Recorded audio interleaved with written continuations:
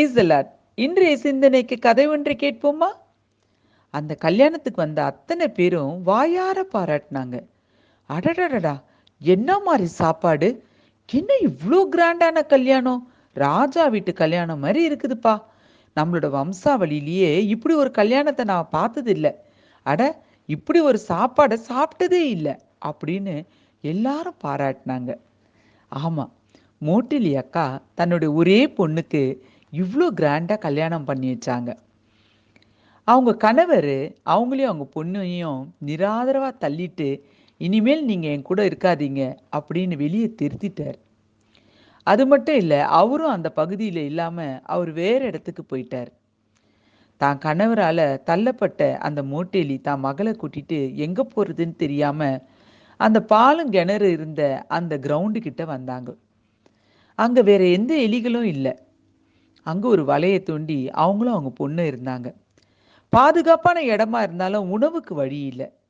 ரொம்ப தூரம் கால் கடக்க நடந்து போனாதான் வீடுங்க இருக்கும்.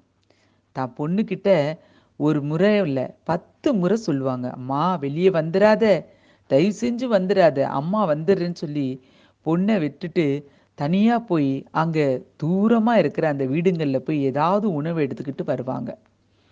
ரொம்ப கஷ்டப்பட்டு தான் அம்மாவும் பொண்ணும் வளர்ந்தாங்க.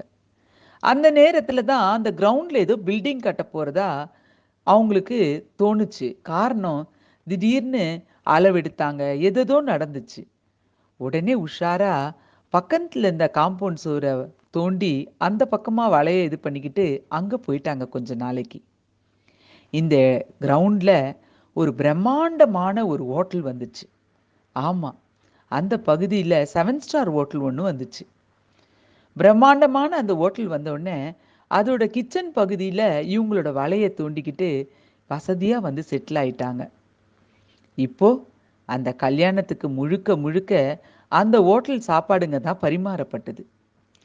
இன்னைக்கு வயிறார உணவு, நல்ல வசதியான வாழ்க்கை, குளு குளுன்னு சந்தோஷமா இருக்கிறாங்க. ஆமாங்க, நம்ம வாழ்க்கையில கூட பார்ட்னராலேயோ, வேலை செய்கிற இடத்துலையோ, அல்லது வாழ்க்கை பார்ட்னராலேயோ நம்ம தள்ளப்பட்டிருக்கலாம். இனிமேல் உனக்கு எனக்கும் எந்த சம்பந்தமும் இல்லைன்னு நம்மளை உதறி தள்ளி இருக்கலாம். நீங்க அப்படிப்பட்ட நிலைமையில இருக்கிறீங்களா? கவலைப்படாதீங்க. வேதம் என்ன சொல்லுதுன்னு பார்க்கலாமா? சங்கீதம் 118:13. நான் விழும்படி நீ என்னை தள்ளினாய், கர்த்தரோ எனக்கு உதவி செய்தார். ஆமாங்க, நீங்க ஒருவேளை விழுந்து எழுந்திருக்கிறதுக்கு சில காலம் ஆகலாம். ஆனா எழும்புவீங்க. நீங்க கற்பனையிலே காண முடியாத அளவுக்கு, உங்க எதிரிங்க நினைச்சு பார்க்க முடியாத அளவுக்கு உங்க வாழ்க்கையில உயர்ந்த நிலைமைக்கு நீங்க வருவீங்க. காரணம், உங்களை தூக்கி விடுறவர், உங்களுக்கு உதவி செய்கிறவர் கர்த்தருங்க. வெற்றி நிச்சயம் உங்களுக்கு. God bless you all.